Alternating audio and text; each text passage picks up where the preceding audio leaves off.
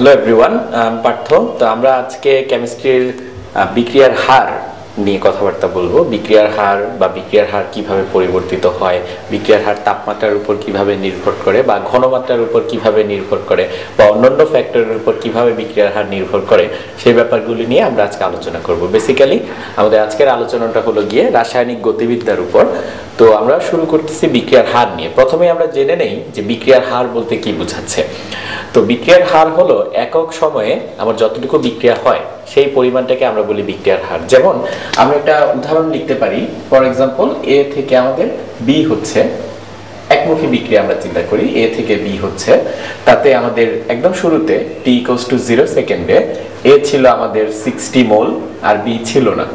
একদম শুরুতে আমাদের শুধু বিক্রিয়ক থাকে, কোনো উৎপাদ থাকে না। কিছু সময় পরে, ফর এক্সাম্পল আমি 10 সেকেন্ড বা 20 সেকেন্ড পরে যখন আমি রিডিং নিলাম, তখন আমি দেখলাম যে আমার এ বাকি আছে 20 মোল আর বি তৈরি হচ্ছে 40 মোল। যেটা আমাদের বিক্রিয়ায় হয়, বিক্রিয়ায় আমাদের বিক্রিয়ক হ্রাস পায় এবং উৎপাদের পরিমাণ ক্রমাগত বৃদ্ধি পায়। যেটা হচ্ছে এ কমে যাচ্ছে, বি এর পরিমাণ বাড়তেছে। এখন কতটুকু এ হ্রাস পাচ্ছে? 40। কতটুকু বি উৎপন্ন হচ্ছে? 40। এখান থেকে আমরা বুঝতে পারি যে আমাদের বিক্রিয়ক যতটুকু হ্রাস পাবে, উৎপাদ ঠিক ততটুকুই তৈরি হবে। এবং কতটুকু সময় এই কাহিনীটা হচ্ছে? 20 সেকেন্ড সময়ে। তো আমরা বলতে পারি যে 20 সেকেন্ডে আমাদের বিক্রিয়ক হ্রাস পায় 40 মোল। সুতরাং একক সময়ে মানে 1 সেকেন্ডে আমাদের বিক্রিয়ক কতটুকু হ্রাস পাবে? 40/20, দ্যাট ইজ ইকুয়ালস টু 2 মোল। এবং এই 2 হলো গিয়ে আমাদের বিক্রিয়ার হার। ঠিক একইভাবে আমি যদি উৎপাদ নিয়ে চিন্তা করি, 20 সেকেন্ডে আমাদের উৎপাদ তৈরি হয় 40 মোল। কতটুকু একক সময়ে হবে? একক সময়ে কতটুকু উৎপাদ বৃদ্ধি পাবে? সেটা হবে গিয়ে 2 মোল। অর্থাৎ বিক্রিয়ার হার মানে হলো একক সময়ে আমার কতটুকু বিক্রিয়া হচ্ছে সেই পরিমাণটাকে আমরা বলি বিক্রিয়ার হার। আমরা ম্যাথমেটিক্যালি আরো ভালোভাবে চিন্তা করতে পারি। আমি ধরলাম যে এই বিক্রিয়ায় বিক্রিয়ক এ তার ইনিশিয়াল কনসেন্ট্রেশন ছিল C1 আর একটা নির্দিষ্ট সময় পরে তার কনসেন্ট্রেশন হলো C2। ধরে নিলাম সেই নির্দিষ্ট সময়টা খুবই ছোট একটা সময়, সেটা হলো গিয়ে dt সময়। অর্থাৎ dt সময়ে বিক্রিয়কের ঘনমাত্রা C1 থেকে C2 হচ্ছে। তাহলে কতটুকু পরিবর্তন হচ্ছে সেটা আমরা বের করলাম এভাবে যে C2 - C1 হলো গিয়ে আমার ঘনমাত্রার পরিবর্তন। dt সময়ে ঘনমাত্রার পরিবর্তন হলো C2 - C1। আমরা ভালো মতোই বুঝতে পারি এখানে C1 আর C2 এর ভিতর C2 লেস দেন C1, কারণ আমাদের যত সময় যায় বিক্রিয়কের ঘনমাত্রা তত হ্রাস পায়।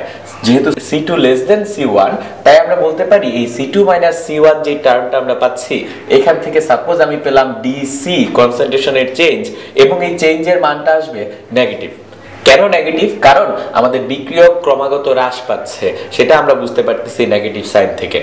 অর্থাৎ আমি এখন বলতে পারি আমাদের dt সময়ে বিক্রিয়কের ঘনমাত্রার পরিবর্তন হলো গিয়ে -dc। তাহলে একক সময়ে আমাদের বিক্রিয়কের ঘনমাত্রার পরিবর্তন হলো -dc/dt, এবং এটাকেই আমরা বলতে পারি রেট অফ দ্য রিঅ্যাকশন বা বিক্রিয়ার হার। ঠিক একইভাবে আমি যদি বিক্রিয়ক নিয়ে না চিন্তা করে উৎপাদ নিয়ে চিন্তা করি, অর্থাৎ বি এর ক্ষেত্রে আমরা ধরে নিলাম তার ইনিশিয়াল কনসেন্ট্রেশন ছিল x1 আর dt সময় পর তার কনসেন্ট্রেশন x2, এবং এখানে আমি পরিষ্কারভাবে বুঝতে পারতেছি x2 is greater than x1, কারণ সময়ের সাথে সাথে আমাদের উৎপাদের পরিমাণ ক্রমাগত বৃদ্ধি পায়। যেহেতু x2 গ্রেটার দেন x1, তার মানে আমাদের উৎপাদের ঘনমাত্রার পরিবর্তন যে টার্মটা আমি পাবো x2 - x1, এটা একটা পজিটিভ টার্ম হবে, এবং আমরা এটাকে ধরে নিলাম dx। তাহলে dt সময়ে আমাদের ঘনমাত্রার পরিবর্তন হচ্ছে dx, তাহলে একক সময়ে ঘনমাত্রার পরিবর্তন হবে dx/dt, এবং এটাকেই আমরা বলবো বিক্রিয়ার হার বা রেট অফ দ্য রিঅ্যাকশন। তো অর্থাৎ আমরা দেখতে পাচ্ছি আমরা যদি বিক্রিয়ক নিয়ে চিন্তা করি আমাদের বিক্রিয়ার হার আসতেছে -dc/dt, আর আমরা যদি উৎপাদ নিয়ে চিন্তা করি আমাদের বিক্রিয়ার হার আসতেছে dx/dt। এবং এই দুইটার মান একটা নির্দিষ্ট বিক্রিয়ার জন্য আমি বলতে পারি একটা নির্দিষ্ট বিক্রিয়ার জন্য -dc/dt is equals to dx/dt। একটা পজিটিভ একটা নেগেটিভ। কেন?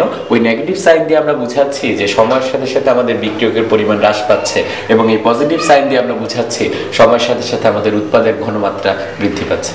আমরা এখন একটা গ্রাফ দেখব রাসায়নিক বিক্রিয়ার হার বোঝার জন্য, নরমাল রাসায়নিক একমুখী রাসায়নিক বিক্রিয়ার জন্য ঘনমাত্রা বনাম সময়। তো আমরা y অ্যাক্সিস বরাবর ঘনমাত্রা আঁকবো এবং x অ্যাক্সিস বরাবর আমাদের সময়।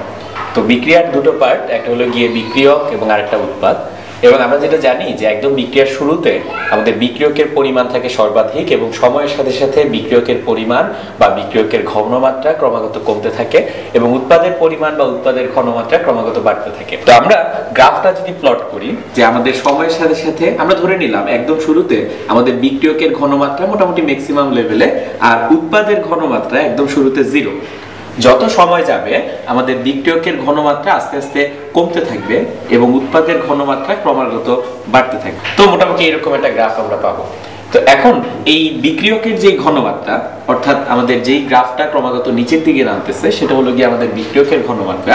সেই বিক্রিয়কের ঘনমাত্রাকে আমরা কি দিয়ে প্রকাশ করি? আমরা বিক্রিয়কের ঘনমাত্রাকে সি দিয়ে প্রকাশ করি আর উৎপাদের ঘনমাত্রাকে আমরা এক্স দিয়ে প্রকাশ করি। এখন এই ঘনমাত্রা থেকে আমরা কিভাবে গ্রাফ বা বিক্রিয়ার ঢাল বুঝতে পারি সেই জিনিসটা আমরা বুঝতে চাই। সেজন্য আমরা একটু ক্যালকুলাসের হেল্প নিব। আমরা এখানে একটা গ্রাফ প্লট করে রাখলাম y e to the power x এর। y e to the power x y অক্ষ বরাবর এবং x অক্ষ বরাবর গ্রাফ আঁকলাম এবং আমি একটা নির্দিষ্ট পয়েন্টে একটা স্পর্শক আঁকছি। লাল রঙে একটা স্পর্শক আমি আঁকলাম একটা নির্দিষ্ট পয়েন্টে। এখন ক্যালকুলাস থেকে আমরা জানি যে আমাদের যদি কোনো একটা গ্রাফের একটা নির্দিষ্ট পয়েন্টে আমি যদি একটা স্পর্শক আঁকি সেই স্পর্শকের যে ঢাল সেই ঢাল হবে গিয়ে সেই ঢালকে আমরা বলতে পারি dy by dx। আমাদের x অক্ষ বরাবর y এর গ্রাফটার চেঞ্জ আমরা পাবো dy by dx আকারে।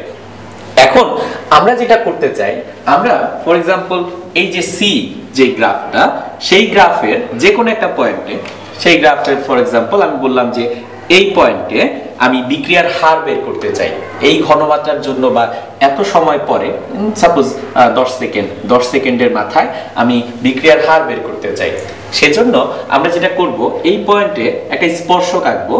একটা স্পর্শক আঁকলাম, স্পর্শকের ঢাল আমরা বের করতে পারবো কারণ স্পর্শকটা আমাদের এই অক্ষের পজিটিভ দিকের সাথে ফাই কোণ তৈরি করে। এই ফাই এর মান ফাই অবভিয়াসলি আমরা দেখে বুঝতে পারতেছি ফাই এর মান গ্রেটার দেন 90 ডিগ্রি, তাই আমাদের ঢাল m tan phi এটার মান আসবে আমাদের নেগেটিভ। এবং আমরা খেয়াল করি কিসের গ্রাফ আমাদের সি এর গ্রাফ তাকে টি বরাবর চেঞ্জ হচ্ছে। একটা গ্রাফের একটা বিন্দুতে আমি একটা স্পর্শক আঁকছি তার ঢালের যে ভ্যালুটা সেই ঢালের ভ্যালুটাকে আমরা লিখতে পারি -dc বাই dt অর্থাৎ সি এর গ্রাফটা টি অক্ষ বরাবর চেঞ্জ হচ্ছে মাইনাস কারণ এটা tan phi তার ভ্যালু আমাদের নেগেটিভ আসতেছে এবং ঘনমাত্রা আমাদের সময় ক্রমান্বয়ে কমতেছে। আমি যদি x এর যে গ্রাফে একটা পয়েন্ট নিয়ে স্পর্শক টানি তখন আমি ঢালের মান পাবো tan থিটা। ধরে নিলাম যে গ্রাফটা হবে ঢাল যেটা পাবো আমি এরকম একটা গ্রাফ পাবো এবং এই অ্যাঙ্গেলটাকে আমি বলতেছি থিটা। আমাদের ঢালের মান হবে tan থিটা, যেহেতু থিটার মান 90 ডিগ্রির চেয়ে ছোট তাই এই tan থিটার ভ্যালুটা আসবে আমাদের পজিটিভ। এবং আমরা যদি আরেকটু চিন্তা করি আমাদের x এর গ্রাফ t এর সাপেক্ষে চেঞ্জ হচ্ছে তখন এই ঢালটাকে আমরা বলবো dx বাই dt অর্থাৎ x এর ডিফারেন্সিয়েশন t এর সাপেক্ষে। অর্থাৎ আমাদের যদি একটা গ্রাফ দেওয়া থাকে ঘনমাত্রা বনাম সময়ের গ্রাফ, সেই ঘনমাত্রা বনাম সময়ের গ্রাফ থেকে আমরা একটা নির্দিষ্ট সময় পর তার বিক্রিয়ার হার বের করতে পারি। এবং আমরা দেখব বিক্রিয়কের ক্ষেত্রে বিক্রিয়ার হার হবে -dc বাই dt এবং ঢালের মানটাই হবে গিয়ে আমার বিক্রিয়ার হার এবং উৎপাদের ক্ষেত্রেও ঢালের মানটাই হবে বিক্রিয়ার হার, স্পর্শকের ঢালের মানটা হবে বিক্রিয়ার হার এবং আমাদের উৎপাদের ক্ষেত্রে সেই বিক্রিয়ার হারের ইকুয়েশন আসবে dx বাই dt।